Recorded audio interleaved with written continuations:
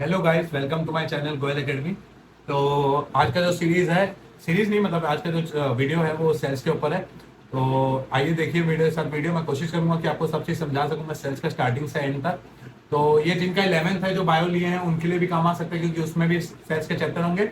और 9th वालों को तो पक्का काम आएगा, भले वो किसी बोर्ड के हो, क्योंकि सेल्स का डेफिनेशन चेंज नहीं होगा। जो सीबीएसई के लिए सेल्स है वही सीबीएसई के लिए है, क्योंकि मैं सीजी में ज़्यादा फोकस इसलिए करता हूँ क्योंकि मैं छत्तीसगढ़ से हूँ। ठीक है। तो बाकी कोई भी बोर्ड, महाराष्ट्र, गुजरात, कोई भी एमपी बोर्ड कोई भी हो, वहां पे सेल्स चैप्टर होता ही है। और आप कोशिश कीजिएगा वीडियो को एंड तक देखिएगा। वीडियो थोड़ा लंबा होगा क्योंकि एक ही पार्ट में पूरा कंप्लीट सीरीज होगा, हर एक का डेफिनेशन होगा। मैं एक बस रिक्वेस्ट करूंगा आपसे कि आप बुक और अपने स्कूल की बुक एक बार उसको रीड कर लीजिए वीडियो देखने से पहले, या फिर आप कॉपी पेन लेके बैठिए, क्योंकि जो जो मैं बताते जाऊंगा वो आप नोट डाउन कीजिएगा पॉज करके वीडियो। अगर आपको लगता है कि आप पढ़े हुए तो आपको रिवीजन में भी हेल्प करेगा। ये 50 मिनट का वीडियो आप 2x की स्पीड में लगा दीजिए और बन जाइए शहनशाह फिर। तो आइए स्टार्ट करते हैं।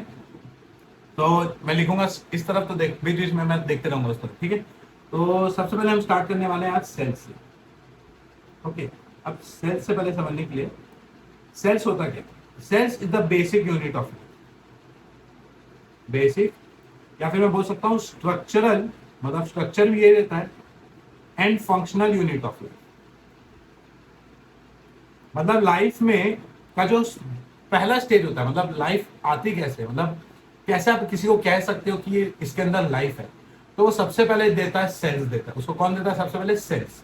अगर किसी की बॉडी में सेल्स है ना, तो सेल ही आपको जीव देता है। आप लिविंग बीइंग्स उसको इसलिए बोलते हो क्योंकि उसका सेल्स है। सेल एक बेसिक बेसिक मतलब एकदम स्टार्टिंग स्ट्रक्चर और फंक्शनल, मतलब बॉडी को बनाने से लेके आज मैं इतना बड़ा बॉडी है मेरी, या टिश्यू है या ऑर्गन्स है, ये सब चीज किससे बना है? सेल्स से। तो अगर सेल्स होगा ही नहीं ना तो हम रहेंगे नहीं, क्योंकि हम बने हैं सेल्स से। इसलिए आप देखोगे पुलिस वाले जो टेस्ट है वो हमेशा सीआईडी वाईडी जो भी एपिसोड होते हैं उसमें सबसे पहले कौन सा टेस्ट किया जाता है? Blood test. क्योंकि ब्लड टेस्ट में एक सेल होता है आरबीसी। तो ये टेस्ट से समझ आ जाता है कि वो जो चोर था वो किसका सेल है, जो भी XYZ होता है। तो ये सब समझ आ जाएगा। तो सेल एक बेसिक यूनिट और structural functional unit of life है। अब सेल्स को डिस्कवर किसने किया था? सेल को डिस्कवर किया था रॉबर्ट हुक। ठीक है। अपने सिंपल माइक्रोस्कोप से इसने बना के इसको डिस्कवर किया था 1671 में। और इसने देखा कि इसमें था ओनियन पिल में। ओनियन पिल मतलब ओनियन का जो लेयर होता है ना, आउटर कवरिंग, उसको बल्ब जिसको बोलते हैं, उस ओनियन पिल में इसने देखा था कि कोई जीवित, जो कोई जिंदा चीज हिल डुल रही है। तो उसने ये बोला था कि इसको हम नाम देंगे सेल।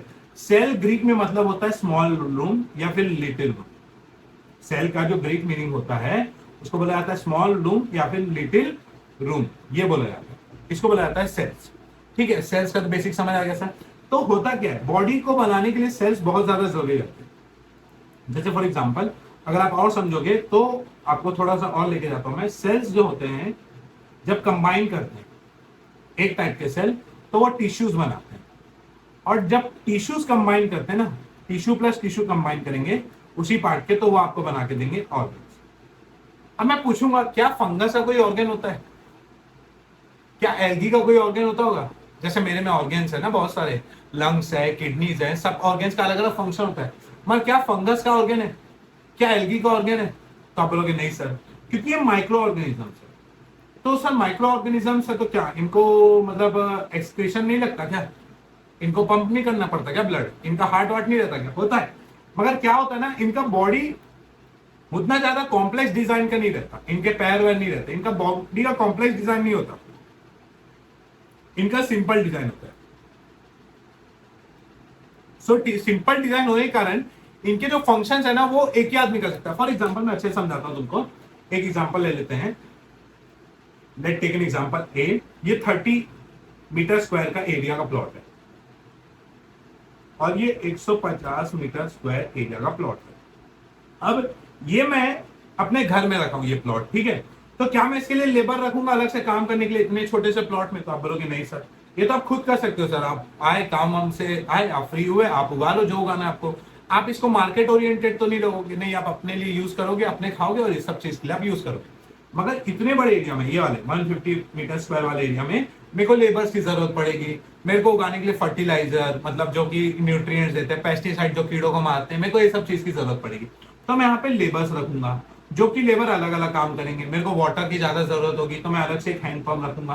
तो आप खुद जानते हो जहां पे ज्यादा बड़ा काम रहता है वहां पे ज्यादा लोग करते हैं काम करने के लिए, और जहां पे ज्यादा बड़ा काम नहीं रहता वहां पे कम लोग लगते हैं। तो सेल्स को ऐसे डिवाइड किया गया कि कैसी बॉडी डिजाइन। तो बॉडी डिजाइन आपकी दो टाइप से हो सकती है, एक complex body design, complex body design, और एक simple body design.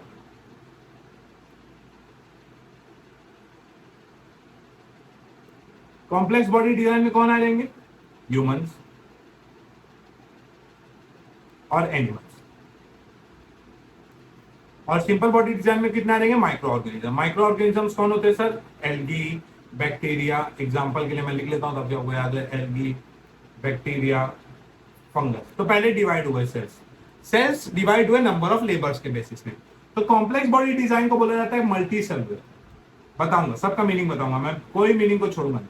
Multi cellular. और सिंपल बॉडी को क्या बोला जाता है? यूनिसेलुलर। वही वाला कि अलग अलग लेबर अलग अलग काम करेंगे, क्योंकि बड़ा एरिया होगा और कम लेबर काम करेंगे छोटे से प्लॉट में, तो एक ही आदमी कर सकते हैं, जैसे मैं खुद कर सकता हूं। तो यूनिसेलुलर और मल्टी सेलुलर नाम से समझ आ जाएगा आपको, डिफरेंस बिटवीन में आ जाते हैं।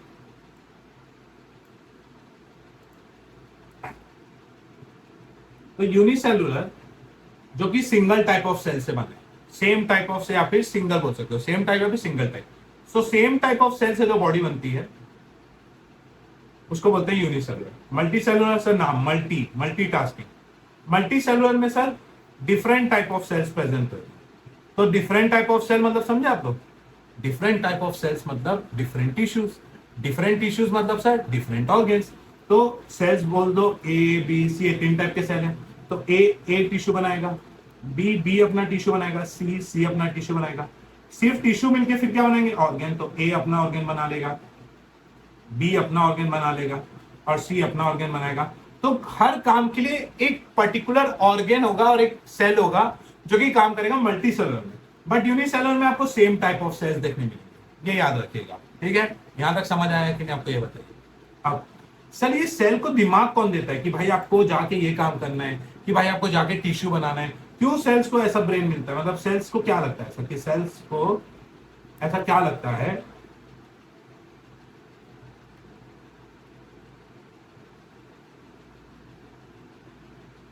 सेल्स को ऐसा क्या लगता है कि वो बोलते हैं नहीं यार मेरे को टिश्यू बनाना है, नहीं यार मेरे को रिपेयर करना है टिश्यू को।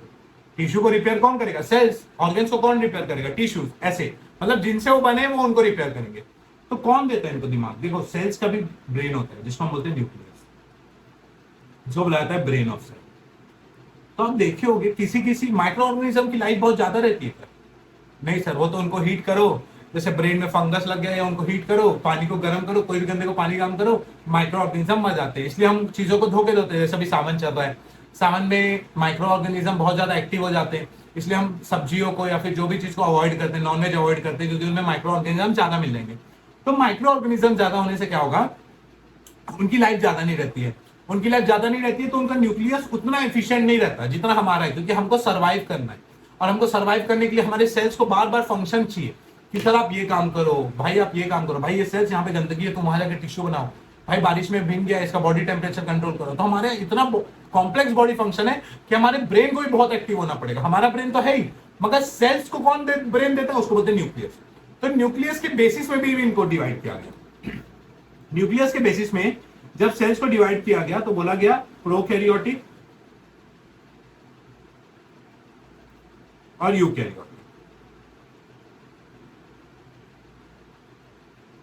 यूकैरियोटिक मतलब जिनका वेल डिफाइंड न्यूक्लियस, मतलब ब्रेन प्रॉपरली काम करता है और इसका काम बहुत इंपॉर्टेंट रहता है। वेल डिफाइंड न्यूक्लियस रहता है। वेल डिफाइंड मतलब ब्रेन का एरिया प्रॉपर फंक्शन करता है और वेल डिफाइंड है।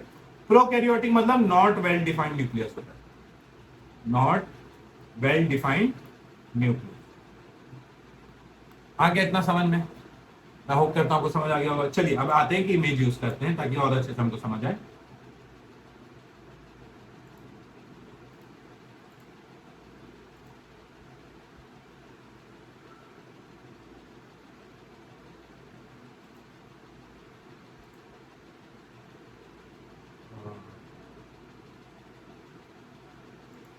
एक तो पहले ये ओपन करता हूं मैं। हाँ ये देखो, ये मल्टी सेलर और यूनिसेलुलर के एक बार समझते हैं, ठीक है, हाइलाइटर से पूरा समझते हैं, एक एक पॉइंट पढ़ते हैं फिर समझाऊंगा मैं।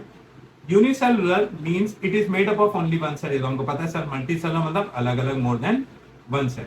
That one cell of a unicellular organism हर काम करेगा, एनर्जी देगा, रिप्रोडक्शन में हेल्प करेगा ताकि आपकी यंग जनरेशन है, respond to in surrounding. Generally they are prokaryotic, generally they are prokaryotic. Example most protists, some fungi, all archaebacteria and eubacteria. इतना कॉम्प्लेक्स में मत जाना, माइक्रो ऑर्गेनिज्म समझ जाना आप लोग। यहाँ पे have specialised cells to certain jobs. For example kidney का काम किडनी करता है, जैसे आरबीसी। अभी इस मल्टी सेलर में आप देखोगे कि एक आरबीसी होता है, एक डब्ल्यूबीसी होता है, दो टाइप के सेल होते हैं। जैसे यहां से मैं समझा देता हूँ। ह्यूमन बॉडी में दो टाइप के सेल नाम दिया, एक होता है रेड आरबीसी जिसको बोलते हैं रेड ब्लड सेल। इसका काम होता है ऑक्सीजन ट्रांसपोर्ट करना डिफरेंट पार्ट्स को। ऑक्सीजन क्या करना सर, ट्रांसपोर्टेशन में हेल्प करना। एक होता है WBC, ये भी एक होता है, इसको बोलते हैं व्हाइट ब्लड सेल। इसका काम क्या होता है, इसका काम होता है बॉडी का इम्यूनिटी मेंटेन करना, एंटीबॉडीज जनरेट करना ताकि आपको बीमारी ना हो। तो हर सेल का यहाँ पे एक प्रॉपर फंक्शन दिखने मिल रहा है कि आरबीसी का अलग फंक्शन है, WBC का अलग फंक्शन है। तो ये दो टाइप के सेल का फंक्शन, यही देख लो, अलग अलग फंक्शन है दोनों का। ये होता है मल्टी सेलुलर का एग्जांपल। जनरली वो क्या होता है, यूकैरियोटिक। यूकैरियोटिक मतलब क्या होता है सर, अभी हमने समझा, वेल डिफाइंड न्यूक्लियस। ये होता है मतलब यूकैरियोटिक का। कौन कौन, प्लांट्स, एनिमल्स, ह्यूमन बीइंग, सम फंगाई और फ्यू टाइप ऑफ प्रोसेस। मतलब फंगस भी कुछ कुछ आपको देखने मिलेंगे जो कि डेंजरस भी होंगे और जो कि मल्टी सेलुलर होंगे, ठीक है, पूरे माइक्रो ऑर्गेनिज्म को। तो ये एक डिफरेंस बिटवीन हो गया, हमने समझ लिया मल्टी सेलुलर और यूनिसेलुलर। अब हम आते हैं, एक निकालते हैं जल्दी से, प्रोकैरियोटिक और यूकैरियोटिक का डिफरेंस। तो मैं आपको ऐसा नहीं है सर आप अपने मन से क्यों समझा, अरे भाई मैं समझा दिया जितना समझाना था, बाकी मैं तुमको इमेज से इसलिए समझाने की कोशिश करता हूँ ताकि और अच्छे से तुम लोगों को दिक्कत ना हो, ठीक है। तो इसमें कुछ कुछ एक चीज मैं बोलना चाहूंगा, देखो ये ठीक है, ये हो गया हमारा प्रोकैरियोटिक और यूकैरियोटिक। एकदम डेप्थ में नहीं जाना है क्योंकि देखो बायो आविष्कार हो गया, नाम में कुछ अलग में नहीं समझा सकता एग्जाम्पल लेके डे टू डे लाइफ से, और मैं कोशिश करता हूँ इसको सिंपल वर्ड्स में। जैसे नो न्यूक्लियस वर्ड नहीं आएगा, वेल डिफाइंड न्यूक्लियस नहीं होता, वेल डिफाइंड न्यूक्लियस। सर याद कैसे रखेंगे वेल डिफाइंड न्यूक्लियस, किसमें किसमें नहीं, देखो ट्रिक समझाता हूं। प्रो, नाम तो भाई का प्रो है, मतलब मैं प्रो हूं भाई इसमें, मैं प्रो हूं भाई इसमें, ये प्रो है ही नहीं, इसका न्यूक्लियस ही वेल डिफाइंड नहीं है। यू प्रो है, असली में ये प्रो है। आर्गेनिज्म में यहाँ पे सिंगल क्रोमोसोम होता है। क्रोमोसोम क्या होते हैं, ये डीएनए कैरी करते हैं। डीएनए क्या होता है सर, डीएनए से, डीएनए एक्चुअल में ये एक यूनिट होता है जो आपको रिलेट करता है आपके एंसेस्टर से, कि आप अपने पापा मम्मी के बेटे हो। ये कैसे पता चला, क्योंकि आपके बॉडी में उनका डीएनए है। डीएनए मतलब उनका एक टाइप का ब्रेन है, एक प्रकार से समझो, या जीन्स बोल सकते हो, जीन्स। वो कैसे पता चलता है, क्रोमोसोम से। कैसे ये दिमाग आया कि आपको कि आपके पेरेंट्स ने, पेरेंट और मदर, मतलब पेरेंट्स मतलब बोथ मदर और फादर से कैसे दिमाग आया कि आपकी बॉडी तैयार करनी है एज अ बेबी, कैसे आपका पहले हार्ट बनाना है मम्मी के पेट में जब आप थे, कैसे पता चला। एक ब्रेन, एक हिसाब से पेन ड्राइव समझ लो, पेन ड्राइव के हिसाब से आपकी बॉडी में फिल्टर डाला जाता है क्रोमोसोम। तो क्रोमोसोम कैरी करता है डीएनए जो कि प्रोटीन बनाता है, और ये प्रोटीन बाद में जाके आपकी बॉडी कंस्ट्रक्ट करना स्टार्ट करता है। तो ये होता है काम डीएनए का। तो डीएनए पेरेंट्स से आता है, तो ये रिलेट कर दिया जाता है। कोई बच्चा अगर, जैसे करण अर्जुन कुंभ के मेले में घूम गए दो भाई, ये बोल रहा है मैं भी ये महाराजा का बेटा हूं, ये बोल रहा है मैं भी महाराजा का बेटा हूं, तो ये तुरंत क्या करेंगे, डीएनए टेस्ट करा। डीएनए अगर इसका है, मैच खा रहा है तो ये किंग का हेयर होगा, अगर इसका खा रहा है तो ये होगा। तो डीएनए टेस्ट ये रहता है क्योंकि वो अपने पेरेंट्स से लेके आते हैं और आपकी बॉडी में उसको नॉलेज मिलता है कि भाई देखो बॉडी ऐसे बनानी है। क्योंकि देखो सेल्स को डायरेक्शन कौन देता है, न्यूक्लियस। मगर सेल्स जब बनेंगे तब तो डायरेक्शन मिलेगा ना। तो स्टार्टिंग में सेल्स को दिमाग कौन देता है, हमारे पेरेंट्स से हमको क्रोमोसोम्स आते हैं। टोटल कितने क्रोमोसोम्स आते हैं, समझना 46। अभी बेसिक समझो, ऐसे याद रखो नॉर्मल 46 आते हैं। ये हमको नॉलेज देते हैं और इनको हम पूरे सेट को बोला जाता है क्रोमोसोम। ये हमको 23 पेरेंट्स से आते हैं और 23 मदर से आते हैं। हम दोनों की हेल्प से हम जनरेट करते हैं, और जिसका ज्यादा क्रोमोसोम एक्टिव रहता है हम उसकी तरह दिखते हैं। जैसे कोई मम्मी की तरह दिखता है, कोई पापा की तरह दिखता है, ऐसा। उसके बाद इसमें ये डिफरेंस है स्मॉलर और लार्जर राइबोसोम, ये आप लिख सकते हो। देखो कॉपी में इसलिए बनवाया आपको कि आप ये पॉइंट जो मैं मार्क करते जाना वो आप लिख सकते हो। No cellulose, cellulose in cell walls. No histone protein, DNA, DNA मिलता है इसमें, इसमें कोई प्रोटीन नहीं रहता। तो ये बेसिक बेसिक डिफरेंस है जिसको मैं मार्क किया हूं, ये आप लिख सकते हो। क्रोमोसोम पेयर में है, ये वाला लिख सकते हो। तो टोटल 4-5 पॉइंट आप निकाल सकते हो इस फोटो से, ठीक है। ये हो गया आपका डिफरेंस बिटवीन, किस बेसिस में, दिमाग के बेसिस में। एक हमने किस में किया, डिवीजन के बेसिस में, कि किस में ज्यादा लेबर है, किस में कम लेबर है। तो अब हम थोड़ा आगे बढ़ेंगे। तो अब ये सेल्स आ गया सर, अब ये सेल्स आ गया सर। सेल्स हो गए दो टाइप, एक हो गया एनिमल सेल्स का और एक हो गया प्लांट सेल्स। दो टाइप के सेल होते हैं। अब मैं एक क्वेश्चन पूछता हूं तुमसे कि एनिमल सेल और प्लांट सेल में किस सेल को ज्यादा प्रोटेक्शन चाहिए होता होगा? तो तुम्हारा आंसर आएगा of course cell, plant cell को आएगा। या फिर अगर किसी का आंसर एनिमल सेल को आता है तो बहुत अच्छी बात है, मगर गलत है क्योंकि देखो भाई, खाना बनाता जो है उसको ज्यादा प्रोटेक्शन की जरूरत है एज कंपेयर टू, हम तो प्रोटेक्ट कर लेंगे क्योंकि हम भाग दौड़ सकते हैं, पेड़ भाग दौड़ नहीं सकते, तो उनको प्रोटेक्शन ज्यादा चाहिए रहता है। तो एक वर्ड मैं बता रहा हूं जो आपको एक तो आगे जाके बताऊंगा मैं, जिसको बोलते हैं सेल वॉल, ठीक है, सेल। अभी जो सेल वॉल होता है ना, ये तुमको सिर्फ प्लांट सेल में दिखेगा, एनिमल सेल में नहीं दिखेगा। एनिमल सेल में कवरिंग, हाँ एक वर्ड चीज और, मेम्ब्रेन। मेम्ब्रेन मतलब होता है कवरिंग। तो जब भी मैं एक वर्ड बोल दिया, जैसे मैं बोल दिया फोन मेम्ब्रेन, तो फोन मेम्ब्रेन मतलब समझ जाना फोन कवर। फोन कवर को क्या बोला जाता है, फोन मेम्ब्रेन। तो दो टाइप के सेल्स होंगे, एनिमल सेल्स होंगे और प्लांट सेल होंगे। तो जो एनिमल सेल होगा वो एनिमल में दिखेगा, तो उसका फंक्शन अलग होगा। जो प्लांट सेल होगा वो प्लांट में आपको दिखेगा, प्लांट के कुछ कुछ। हाँ, दोनों मल्टी सेलुलर है इसलिए कुछ कुछ सेम होंगे, कुछ कुछ नहीं, मोर देन 50% आपको सेम देखने मिलेंगे क्योंकि मल्टी सेलुलर दोनों। तो एक आएगा इसमें सेल वॉल जो कि तुमको दिखेगा सिर्फ किसमें रहता है, प्लांट सेल के आउटर में रहता है सिर्फ। ये है सेल वॉल, ये बनता है सेलुलोज से। जैसे हमारी बॉडी को ग्लूकोज चाहिए रहता है ना एक टाइप का एनर्जी, वैसे सेल वॉल को एक ग्लूकोज का पदार्थ होता है जिसको हम बोलते हैं सेलुलोज। याद रखना, सेलुलोज किसमें होता है, सेल वॉल किसमें होता है सर, तो प्लांट सेल में सिर्फ होता है, एनिमल सेल में सेल वॉल नहीं होता। तो सर एनिमल सेल को कौन कवर करता है? मैंने ये नहीं बोला प्लांट सेल को, मैंने ये बोल रहा हूं, चलो डायग्राम से और अच्छे समझाता हूं मैं तुमको ताकि और इजी पड़ जाए। ये हो गया एक, ये प्लांट सेल का, यहाँ पे प्लांट सेल आ गया, ठीक है। एक और इमेज डालते हैं एनिमल सेल का, इसको यहां करते हैं।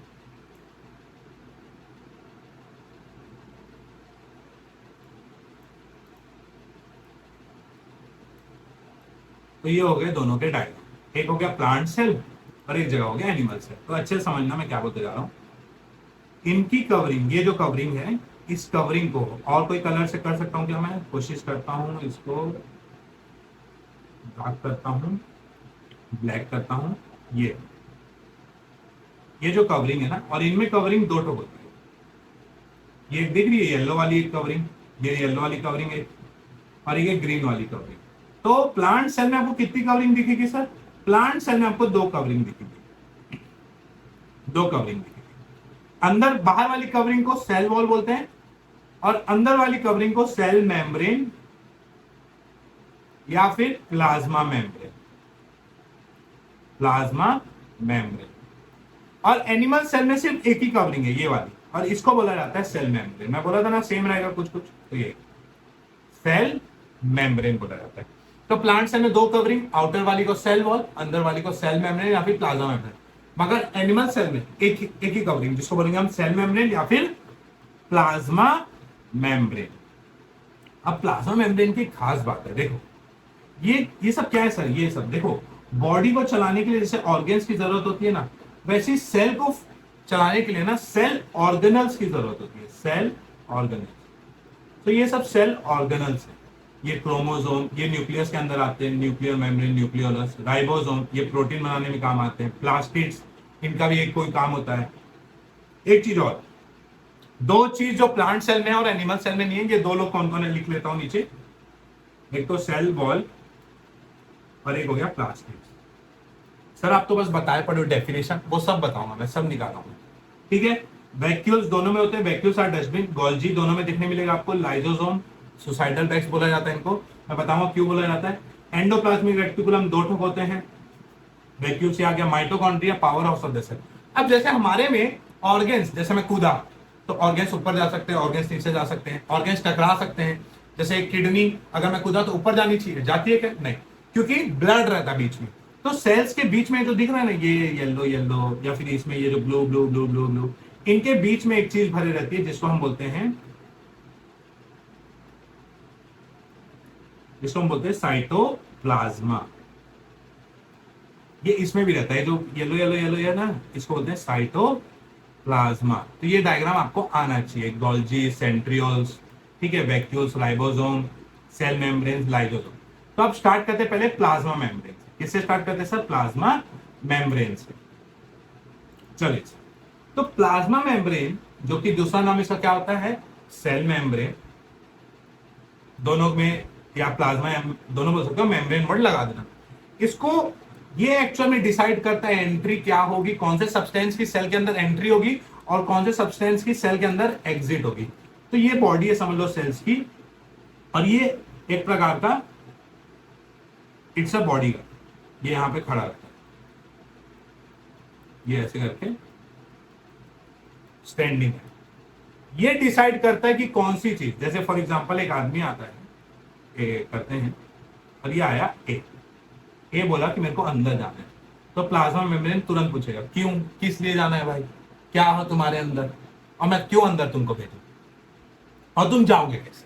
ये 3 क्वेश्चन, वाई, क्यों भेजूं मैं तुमको, दूसरा जाओगे कैसे, मतलब आपका जो ट्रांसपोर्टेशन होगा वो क्या होगा, वो भी समझाऊंगा ट्रांसपोर्टेशन कैसे किया जाता है, और तीसरा मैं क्यों भेजूं तुमको। ठीक है, तो वाई तो उसमें इंक्लूड हो गया सर, 2 क्वेश्चन की बात करते हैं, ज्यादा कंफ्यूज नहीं करते। सबसे पहले तो हाउ ट्रांसपोर्टेशन, देखो ए बोलेगा कि मैं ऑक्सीजन हूं, तो बोलेगा ठीक है आप ऑक्सीजन हो तो आपको भेज देता हूं, तो यहां का गेट खुलेगा, यहां का हल्का सा गेट खुला, जैसे गेट खुलेगा ए अंदर जाएगा। तो सर सबसे पहले इतने सारे लोग हैं यहाँ पे, माइटोकॉन्ड्रिया, यहाँ पे लाइसोसोम, यहाँ पे सुसाइडल बैग्स, यहाँ पे सब लोग फैले हुए, जाए किसके पास? ए। सर पूरा एक स्ट्रक्चर है, पता है, आप खाना खाते हो तो आप पहले माउथ से खाना खाते हो, फिर जाता है, फिर बॉडी में डाइजेशन होता है, फिर उससे न्यूट्रिएंट्स ब्लड में जाते हैं, तो ऐसे करके पूरा एक प्रोसेस है, कंटिन्यूअस प्रोसेस है। किसी दिन आप कान से मत खा ले, कान से नहीं खाओगे ना, आंख से तो नहीं खाओगे, खाओगे तो मुंह से नहीं। तो आपका एक प्रॉपर फंक्शन है कि आप यहां से स्टार्ट करोगे और यहां पे एंड करोगे। सेल ऑर्गेनेल्स में भी एक प्रॉपर फंक्शन है कि सबसे पहले सेल ऑर्गेनेल्स का कौन सा पार्ट स्टार्ट करेगा, फिर कौन से पार्ट में एंडिंग में एक्सक्रीशन होगा, ये पूरा फंक्शन फिक्स है। ए आया तो ये डिसाइड करता है, प्लाज्मा मेम्ब्रेन डिसाइड करता है कौन आएगा और कौन नहीं आएगा, इसलिए इसको बोला जाता है सिलेक्टिवली, मतलब सिलेक्टेड चीजों को परमिट करता है, इसलिए परमिएबल, और कवरिंग है ये तो मेम्ब्रेन। तो प्लाज्मा मेम्ब्रेन का क्वेश्चन आता है why it is called SPM और selectively permeable membrane, because sir plasma membrane is the outer covering and it allows entry और एग्जिट ऑफ द सेल।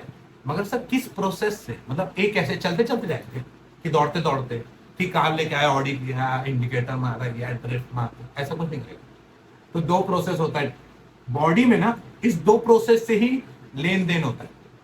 जैसे यूपीआई होता है ना, लेन देन वाला सिस्टम, या चेक होता है लेन देन वाला सिस्टम, या बहुत सारे मोड होते हैं लेन देन वाला, वैसे बॉडी में कि मैं तुम्हें खून दूं और तुम मुझे आजादी दो, ऐसा टाइप का ये जो प्रोसेस होता है ना लेन देन का, ये 2 चीज में डिपेंड करता है। एक, अगर आपका लेन देन एक्वस फॉर्म में या फिर लिक्विड फॉर्म में, तो उसको बोला जाता है ऑस्मोसिस। उस मतलब उस गाड़ी को, जैसे आपको अगर भीड़ में जाना है या आपको कोई ऐसी जगह जाना है जो पब्लिक प्लेस है, तो आप ट्रेन में यूज करोगे। और अगर आपका गैसियस फॉर्म में है या सॉलिड फॉर्म में, तो उसको बोला जाता है डिफ्यूजन। तो ये 2 टाइप के मोड ऑफ ट्रांसपोर्टेशन होते हैं जो हमारी बॉडी में होते हैं, और अभी हम सेल्स पढ़ रहे हैं तो हम सेल्स अकॉर्डिंग पढ़ेंगे। फॉर एग्जाम्पल ये देखे होगे कि रात को सोने से पहले अगर मम्मी बादाम डाल देती है पानी में, तो जो बादाम का साइज इतना रहता है वो फूल के थोड़ा बड़ा हो जाता है। ऐसा क्यों होता है सर? पानी बादाम के अंदर गया है तो आपको पता है, मगर कैसे, कौन भेजा? आप धक्का दिए कि पानी को, जा बादाम के अंदर जा, बादाम के अंदर जा, ऐसा नहीं ना, वो खुद से हुआ, तो पानी में हुआ। तो ऑस्मोसिस, देखो दोनों का एक प्रिंसिपल है जो एकदम फिक्स है, दोनों एक चीज में बात करते हैं। चीजें तभी अंदर बाहर होंगी, मतलब मैं तुझे दूंगा तू मुझे, तभी होगा जब एक जगह हाई कंसंट्रेशन होगा, दूसरी जगह लो कंसंट्रेशन, जब ये चीज मेंटेन होगी ना, तभी मूवमेंट होगा हाई से लो। समझना मैं क्या बोल रहा हूं। जब तक जैसे एक जन को ऑक्सीजन लेना है और ब्लड, ये ब्लड है, ब्लड में कार्बन डाइऑक्साइड ज्यादा है, और ये लंग्स है, ये O2 कहां पे, लंग्स में। सो लंग्स से O2 कब जाएगा, जब लंग्स में हाई कंसंट्रेशन होगा ऑक्सीजन का और लो कंसंट्रेशन होगा ब्लड में। और CO2 यहां से ऊपर क्यों जाएगा, क्योंकि आप एक ही समय में, ये मैंने ऑक्सीजन लिया, ये मैंने कार्बन डाइऑक्साइड दे दी, तो एक साथ कैसे हुआ सर, ऑक्सीजन का हाई कंसंट्रेशन ब्लड में गया, कार्बन डाइऑक्साइड का हाई कंसंट्रेशन ब्लड में था, तो वो उठ के किस में जाएगा, लंग्स में। तो ये प्रिंसिपल में दोनों काम करते हैं, डिफ्यूजन और ऑस्मोसिस।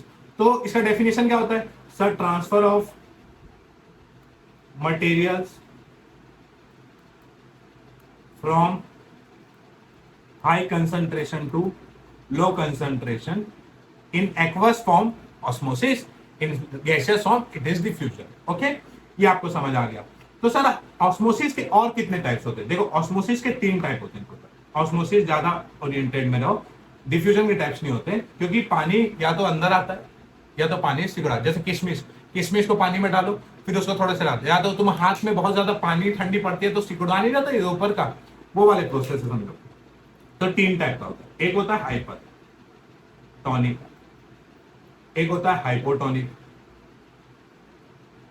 और एक होता है आइसोटोनिक। हाइपर मतलब पानी की कंसंट्रेशन, हाइपर आप कहां से होते हो, अंदर की बाहर से, तू हाइपर है भाई, तेरे गुस्सा बाहर से आ रहा है, नहीं भाई तू हाइपर है, तेरे गुस्सा कहां से आ रहा है, अंदर से आ रहा है। तो हाई कंसंट्रेशन कहां होगा, अंदर, और लो कंसंट्रेशन कहां होगा, बाहर। तो चीजें कहां जाएंगी, अंदर से बाहर, तो सिकुड़ा जाएगी, मतलब श्रिंक हो जाएगा, ये होता है केस श्रिंक का, ठीक है। Hypotonic, in this there will be low concentration in the inside and high concentration outside, so water will flow outside of the cell, oh sorry, water will flow inside of the cell and the body will get swell, the case almonds or isotonic, दोनों जगह concentration same है sir, high कोई high Y नहीं sir, यहां भी जितना यहां 50 है तो यहां भी 50, तो no movement sir, constant no movement. ये 3 केसेस आपको देखने मिलेंगे हमेशा ऑस्मोसिस के केस में। डिफ्यूजन में सेम, ये 3 केसेस का अलग नाम नहीं रहता, ठीक है। होप आपको समझ आ रहा होगा। अब मैं आता हूं, इतने देर से जो मैं बात कर रहा था कि सर ये प्रॉपर फंक्शन कैसे हो गया, कि खाना तो अब अंदर आ गया, प्लाज्मा मेम्ब्रेन ने बोला चलो आ जाओ भाई, अब 2 प्रोसेस था, आप ऑस्मोसिस में बैठ के, आप डिफ्यूजन में बैठ के, मेरे को फर्क नहीं पड़ता, आप आ जाओ अंदर। आ गए सर, तो आए, अब जाए किसके पास, तो आप समझते हैं हम सेल ऑर्गेनिज्म। ये पूरा सेल ऑर्गेनिज्म आप कितना ही पढ़ो, एक बेसिक बता रहा हूं मैं आपको, हर आंसर में सबका एक नाम लिख देता हूं मैं पहले तो। इसको एक एक नाम से बोला जाता है, इसको बोला जाता है power house of the cell. मतलब पावर हाउस का काम क्या होता है, ये आपको पावर देते रहता है समय समय पे, जब आपको पावर की जरूरत होती है ये समय समय पे, power house of the cell. Power क्या, देखो हमारे में पावर स्टोर होता है ग्लूकोज के फॉर्म में, और प्लांट्स में पावर स्टोर होता है स्टार्च के फॉर्म में, याद रखना ना। मगर पावर को खरीदना है, जैसे फॉर एग्जांपल आज किसी के पास पावर है, कैसे पता चलता है सर, उसके पास सिक्योरिटी, उसके पास बहुत सारी कारें होनी चाहिए, उसके पास बॉडी गार्ड्स होने चाहिए। तो हर जगह का पावर ना, या फिर एनर्जी को नापा जाता है एटीपी से, इसको बोला जाता है energy currency of the cell. मतलब अगर आपकी बॉडी में एटीपी ज्यादा है ना, मतलब आपकी बॉडी में एनर्जी बहुत ज्यादा है, और एटीपी को बोला जाता है एडिनोसिन ट्राई फॉस्फेट। बायो है ही ऐसा, टर्मिनोलॉजी में ध्यान दो, एडिनोसिन ट्राई फॉस्फेट, ठीक है। क्लोरोप्लास्ट ये एनिमल सेल में नहीं होता, ठीक है। फिर न्यूक्लियस, ये ब्रेन ऑफ द सेल, इसी के अंदर कौन आते हैं, क्रोमोसोम्स, याद है ना, क्रोमोसोम, ठीक है, ओके। आ रहा है समझ में इतना, ओके। फिर आते हैं माइटोकॉन्ड्रिया, इसको तो बता दिया, एंडोप्लाज्मिक रेटिकुलम, इसके 2 टाइप होंगे, स्मूथ एंडोप्लाज्मिक रेटिकुलम और रफ एंडोप्लाज्मिक रेटिकुलम। राइबोसोम क्या होता है सर, राइबोसोम एक प्रकार की जगह होती है जो प्रोटीन सिंथेसिस में हेल्प करती है, किसमें हेल्प करती है सर, प्रोटीन सिंथेसिस में। वैक्यूल्स, इनको डस्टबिन बोला जाता है, डस्टबिन तो नाम से समझ आएगा, आखिरी में इनका क्या होगा, हाँ। लाइसोसोम को सुसाइडल बैग्स कहा जाता है। क्या बोला जाता है? सुसाइडल बैग्स कहा जाता है। गोल्जी ये एक प्रकार के पैकिंग वाले, ये खाना पैक करते हैं। तो अभी समझना ना खाना कैसे ट्रांसपोर्ट होगा। मैं एक चार्ट बनाता हूं, देखो उससे तो आपको शायद समझ आ जाए। ये चार्ट में थोड़ी सी लाइंस यूज करता हूं मैं। ये हो गया आपका,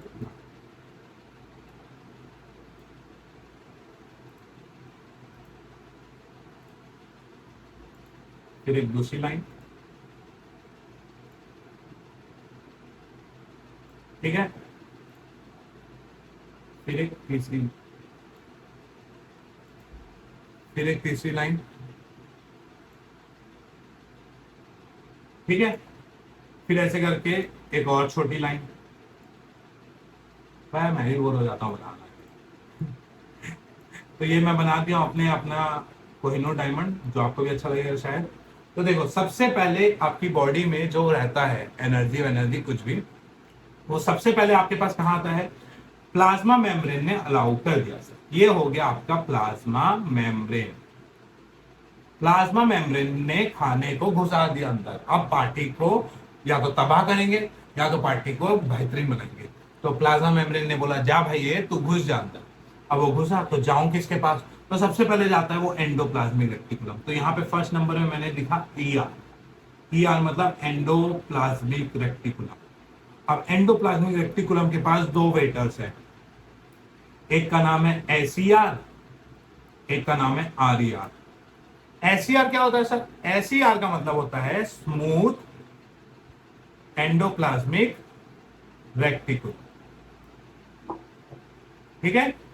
और आरईआर का मतलब होता है रफ एंडोप्लाज्मिक रेटिकुलम। तो जो स्मूथ होता है ना और जो रफ होता है, वाह सर क्या बात है, कौन स्मूथ कौन रफ। अरे भाई रफ क्यों है वो तो समझो और स्मूथ क्यों है वो तो समझो।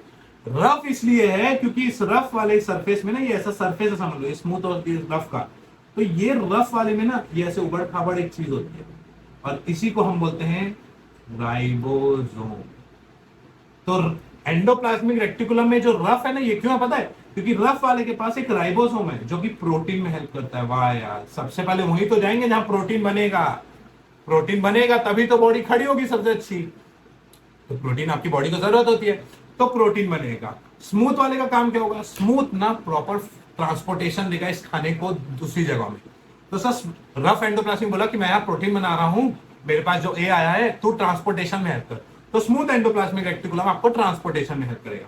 फिर आप अपना बुक पढ़ते रहोगे ना तो आपको और समझ आते रहेगा कि हाँ ये बोलना क्या चाह रहा हूं। फिर ये दोनों पहुंचेंगे पैकिंग करने वाले हमारे भैया के पास, फॉर एग्जाम्पल जस्ट लाइक ऐसे ऐसे ओमाटो। अब वो समझ जाओ मैं किसका नाम ले रहा हूं, ओमाटो भैया। ओमाटो भैया क्या करते हैं, एक जगह से लेते हैं खाना, पैक करते हैं, फिर आपको जाके देते हैं और लगता है कि खाना किसने बनाया? ओमाटो भैया ने। तो ओमाटो भैया ने खाना नहीं बनाया, ठीक है, खाना होटल वाले ने बनाया है, ओमाटो भैया ने आपको लाके दे दिया है। तो गोलजी भाई के पास आया, अब गोलजी भाई करेंगे। गोलजी का नाम कैसा है? इतना खतरनाक नाम, क्या करेंगे? अरे ये साइंटिस्ट जो ढूंढना है ना उसी का नाम है ये। तो ये भाई साहब करेंगे पैकिंग और स्टोरिंग ऑफ फूड। पैकिंग और स्टोरिंग की जब जब दूसरे दूसरे सेल ऑर्गेनल्स को जरूरत होगी खाने की, मैं भेजूंगा, मैं भेजते जाऊंगा।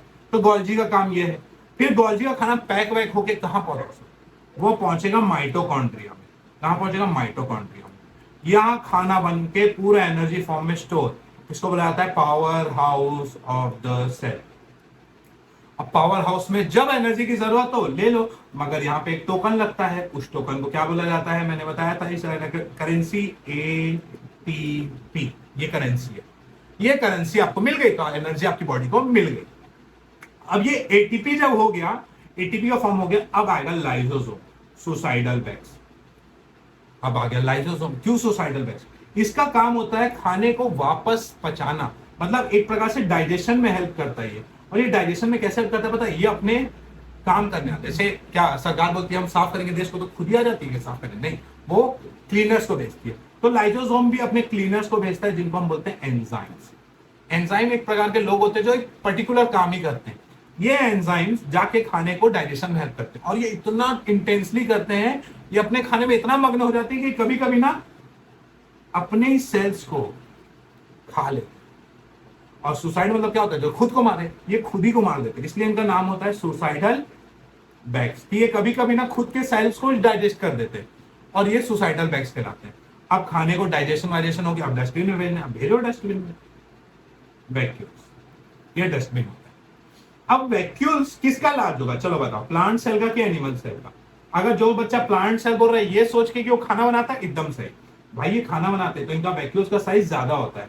एनिमल सेल खाना नहीं बनाते, वो दूसरों से लेते हैं, इसलिए इनका वैक्यूल्स का साइज छोटा रहता है। ठीक है, अब सर आपने पूरा सेल ऑर्गेनल्स पढ़ा तो दिया, ठीक है, हमको समझ भी आ गया, हम थोड़ा स्लो में देखेंगे, फास्ट में देखेंगे। अब टर्न लाइन वाइज लाइन हम पूरा रीड करते हैं। ठीक है, ये पूरे सेल ऑर्गेनल्स को हम क्या करते हैं, रीड करते हैं। तो जैसे हम रीड करेंगे,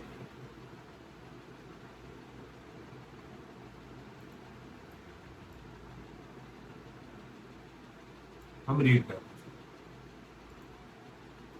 एक एक लाइन आपके साथ। न्यूक्लियस, इसको, हाँ एक चीज और बता दूं भाई, ये ब्रेन है ना, जैसे हमारे ब्रेन को एक और कवरिंग की जरूरत है, स्कल, इसके अंदर हमारा स्कल भी है ना, फिर हमारे बॉडी के लेयर एपिथेलियल टिश्यू, ये बाद में समझेंगे।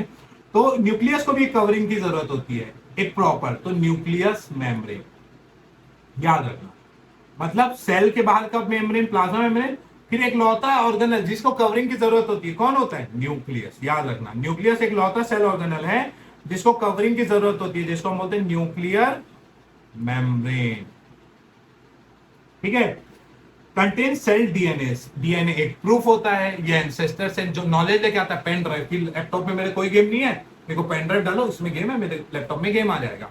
अब वो बाद में फिर मैं लैपटॉप से यूज करते करते सीख ही लूंगा डाउनलोड कैसे करना है, मगर स्टार्टिंग में मैं किसी से हेल्प ले लिया। तो डीएनए का काम वही है।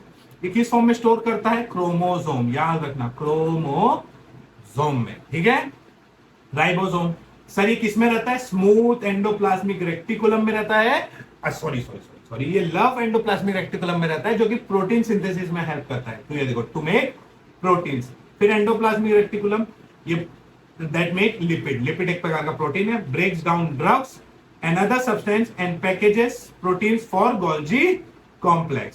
फिर Golgi में आ जाओ, the organelle that process and transport proteins and other material out of the cell, out of cell। फिर vacuole, the organelle that store water and other materials, एक प्रकार का ये dustbin. lysosomes, that organelle that digest food particles, digestion में जो help करता है, इसलिए suicidal bags। Mitochondria, the organelle that breaks down food molecules to make ATP, adenosine triphosphate, energy currency of the cell। ठीक है, हमारे में ATP, वहां पे स्टार्च, ऐसे करके। अब सर क्लोरोप्लास्ट क्या होता है, तो एक इमेज और बची है हमारी जिसको हम यूज करते हैं और एकदम कंप्लीट करते हैं इसको। हो गया हमारा इमेज, ये हमारा आज का आखिरी इमेज, प्लास्ट। ठीक है, मैं एक ओवरव्यू समरी टाइप से कोशिश किया आपको समझाने की चैप्टर को जितना हो सके समझने। प्लास्टिक्स ये सिर्फ प्लांट्स में होते हैं, ये they are only present in plants है। ये डबल मेम्ब्रेन है और ये भी कंटेन्स क्या करते हैं, डीएनए, जस्ट लाइक हमारा न्यूक्लियस, इनका से अपना डीएनए होता है। क्या क्या स्टोर करते हैं प्लास्टिक, फैट्स, स्टार्च। स्टार्च क्या है सर, जस्ट लाइक हमारे बॉडी में ग्लूकोज होता है, स्टार्च हमारी बॉडी में जब एनर्जी की जरूरत होती है ग्लूकोज ट्रांसफर हो जाता है। प्लांट्स को जरूरत होती है वो स्टार्च के फॉर्म में करते हैं। अगर किसी प्लांट में अगर समझ लो स्टार्च की मात्रा कम हो गई ना, याद रखना कलर उसका फेड होने लगेगा। और फेड कलर का मतलब क्या होता है कि ये अब फ्रूट्स नहीं दे पाएगा। क्लोरोप्लास्ट, ऐसा प्लास्टिड जो एक ग्रीन पिगमेंट जिसको हम बचपन से पढ़ते हैं क्लोरोफिल को मिला देता है, तो ये दोनों मिलकर बनाते हैं क्लोरोप्लास्ट। याद रखना, क्लोरोफिल एक green pigment, chloroplast, system of flatten membrane, sunlight converted. और ये क्लोरोप्लास्ट का काम क्या होता है, जो सनलाइट गिरती है प्लांट्स में उसको कन्वर्ट कर देना अपने एनर्जी के फॉर्म में टू कैरी आउट फोटोसिंथेसिस। याद रखना, ठीक है। अदर प्लास्टिक, और इसके अलावा भी प्लास्टिक होते हैं, क्रोमोप्लास्ट, ल्यूकोप्लास्ट। हाँ, ल्यूकोप्लास्ट ये एक ऐसा प्लास्टिड होगा जो कलरफुल नहीं होगा। याद रखना, ये ऐसा प्लास्टिड होगा जो विदाउट कलरलेस होगा, ये कलरलेस होगा। ठीक है। Other plastic contain pigments that give fruit and flowers colour. तो कलर कौन देता है, बाकी लोग देते हैं। ठीक है, तो ये हमारा हो गया सेल चैप्टर। इसमें ऑर्गेनल, स्टोरिंग, पैकिंग कौन करता है, कौन कैसे काम करता है, हमने पूरा देखा। हाई कंसंट्रेशन से लो कंसंट्रेशन हमने पूरा देखा कि ट्रांसपोर्टेशन कैसा होता है, प्लाज्मा मेम्ब्रेन क्या होता है, एनिमल सेल क्या होता है, प्लांट सेल क्या होता है, हमने सब देखा। ठीक है, तो ये सब आप समझो और जितना हो सके अच्छे से बुक रीडिंग करो और कंप्लीट करो। नेक्स्ट टॉपिक जो मेरा होगा वो 10th का बायो रिलेटेड होगा, जो कि पार्ट से बनेगा कि एक्सक्रीशन कैसे होता है, ट्रांसपोर्टेशन कैसे होता है, हार्ट वाला कैसे होता है। तो जो नेक्स्ट वीडियो होगा वो 10th के लिए होगा, तो 1/9 और 1/10। इसे क्वेश्चन भी मैंने बताया कि कैसे टाइप के क्वेश्चन आएंगे, एसपीएम, सुसाइडल वैक्स, ये सब। Okay, thanks for watching my channel, have a nice day. थोड़ा पढ़ाई करो और खेल कूद भी अच्छे से करो, अभी बरसात आने वाली है, ज्यादा बाहर का नहीं खाना। Okay, bye.